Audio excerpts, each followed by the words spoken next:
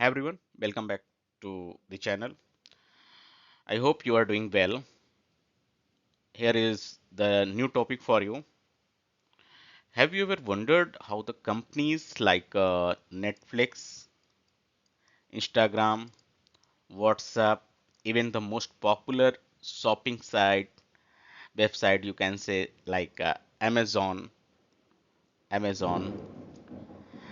stores a billions of photos, videos and documents. So the only answer is object storage. Okay. Object storage, and one of the most popular object storage service is Amazon S3 is Amazon S3. Okay, so in this video I will explain Amazon S3 from scratch in a simple language. By the end of this video you will definitely you will understand what is Amazon S3, what is object storage means, how S3 work, and the real world example. If you are working in your organization and you are using S3 buckets, maybe it will also helpful for you the key points, the key concept. Okay, so let's jump to the next slide. Here I'm just try to explain nothing but the little bit in a very layman language what is Amazon S3. So S3 is stand for simple storage services. If you go for the exam or the certification as well, they maybe ask the full form in other way. um, what is they not exactly ask a question like what is S3, what is the full form S3, but maybe they will ask the full form of S3. So S3 just stand for the simple storage services. So one S is from here, one is from here, one is from here. So S3, simple storage services, Amazon S3 is a highly scalable. Why it is highly scalable? If you go for 99, 99, 99.99 percentage secure and low latency. Okay, object storage services provided by Amazon services. S3 allows organization object to store and retrieve any amount of data. I will focus on this line, that is the what is a object storage. I will explain in this slide as well. S3 allows organization to store and retrieve any amount of data from anywhere on the web, serving as a foundational block for the modern and the cloud architecture. It provides virtually unlimited storage. That's the key point. It provides virtually unlimited storage capacity. But here I highlighted the few points for you. With an individual object size limit up to the 5 terabyte. Here is the limitation for the individual buckets, not for the S3 buckets, not for the S3 buckets.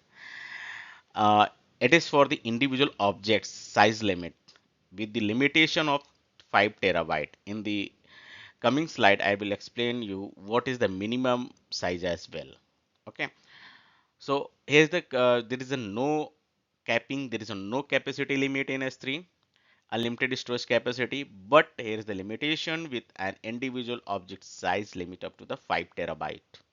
This is a huge amount of data. Okay, it is stick with the object size, not for the S3 bucket. I mean, not for this S3 bucket. In S3 bucket, you have the multiple objects.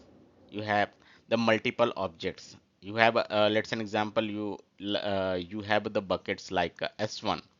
In S1, you have billions of objects, but inside this S3, inside this S3, you have the billion of objects and individual object size limit up to the 5 terabyte. I am talking about the this object. Okay, so let's focus on the object storage. What is object storage? In one word, you can say that it is a unstructured. It is a unstructured data. But how you can understand in a very layman language? Let me explain you.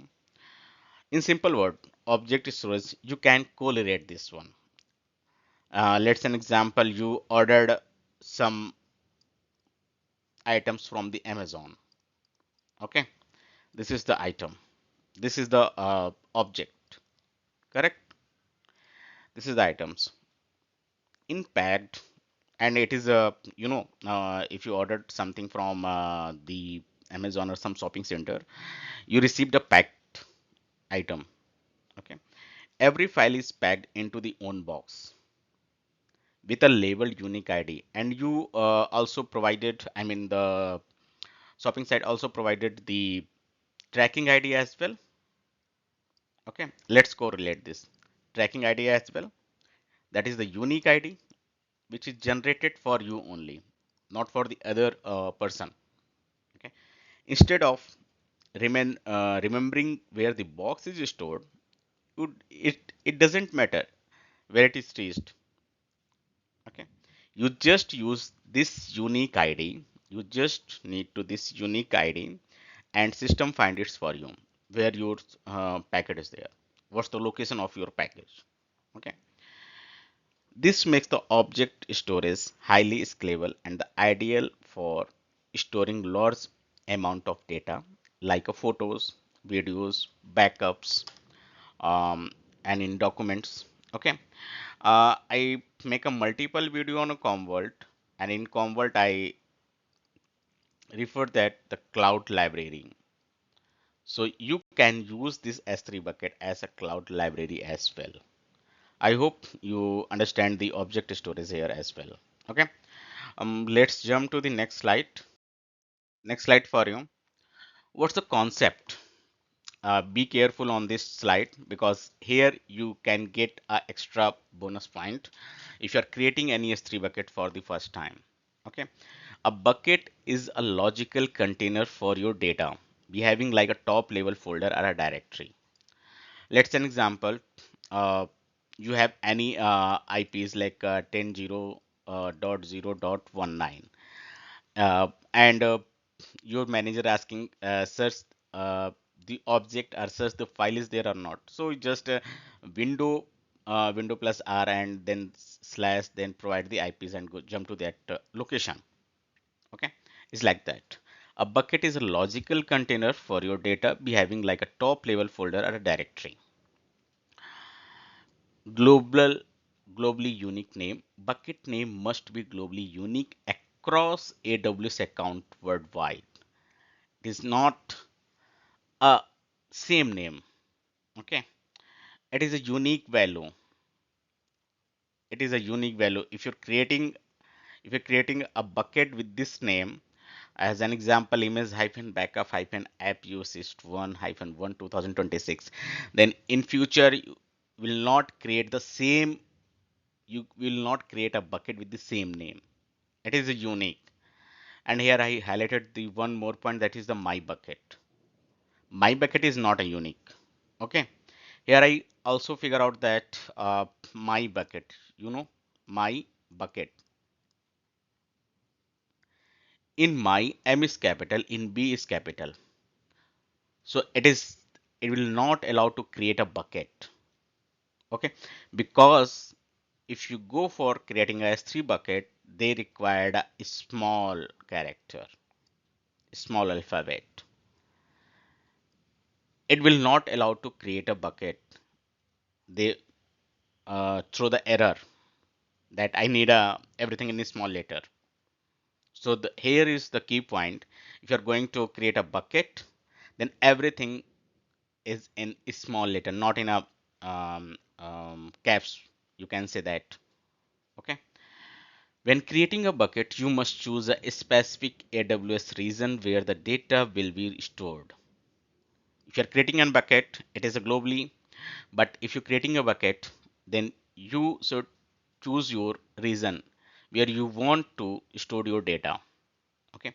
Next, object. An object is the actual data unit being stored, which can represent any file format like a video, logs, database, backup.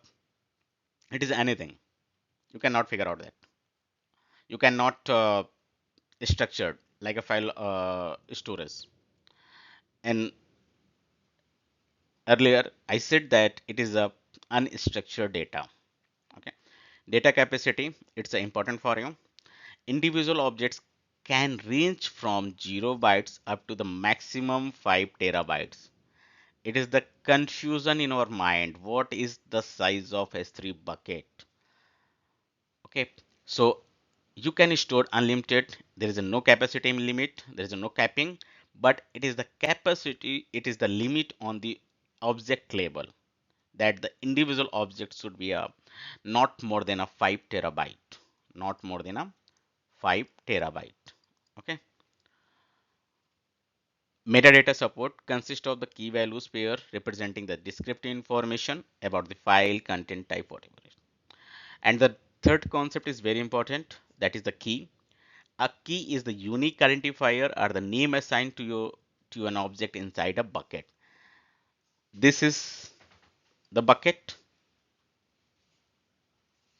and inside the bucket you have the object. Okay. Hierarchy.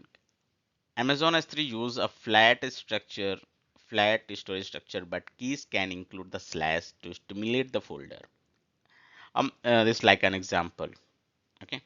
So this is the key concept for the S3 bucket. I hope you understand all, each and every concept. If you have any questions, if you have any doubt, please let me know in the comment section. I will try to make another video on your comments. Okay, on your doubts. Thanks for watching. Let's catch up in the another video.